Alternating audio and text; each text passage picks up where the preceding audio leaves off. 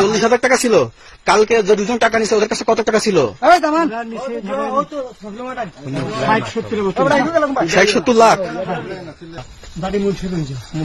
নাম জিজ্ঞেস করেন। আমার নাম বিচারপতি শামসুদ্দিন চৌধুরী মানিক। বিচারপতি শামসুদ্দিন মানিক। মানিক কে?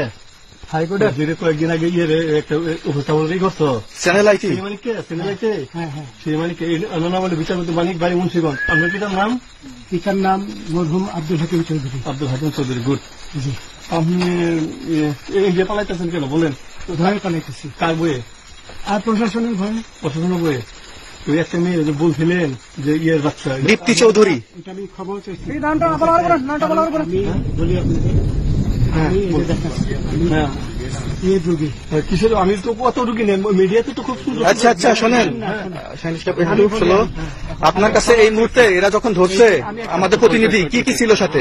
আমার সাথে কি কি ছিল এটা বলেন। আমার সাথে ছিল ব্রিটিশ পাসপোর্ট, বাংলা পাসপোর্ট, টাকা আর কটা ই কার্ড, ডেবিট কার্ড আর ই কার্ড। কি বলে?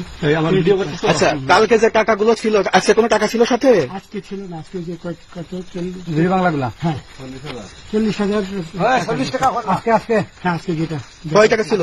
দেখেনি। 40,000 টাকা ছিল। কালকে যে দুজন টাকা নিছে ওদের কাছে কত টাকা ছিল? 60-70 লাখ। আচ্ছা 60-70 লাখ। আচ্ছা নিয়ে গেছে। নৌকালাও সাথে নিয়ে নিছে? নৌকালা এবং ওই লোক দুজন সাথে একসাথে নিছে? না, ওই দুই ছোকরা নিছে।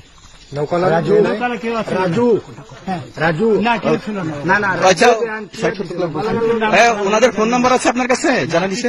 আমার ফোন নাম্বার সব নিয়ে গেছে। আমরা তো বিচারপতি কাউন্টার দিবেন না, সত্য কথা বলেন। আপনি কত টাকা কন্টাক্টে আসছেন? আমি 15,000 টাকা ওদের বলছিলাম, ওইটা আমি দিছি। কিন্তু পরে এই দুই ছেলে আমার মাইরা ধইরা। এই মাইকটা কোন জায়গায় মারছে ভাইয়া? বর্ডারে আনিয়ে মারছে না তারের ভিতরে?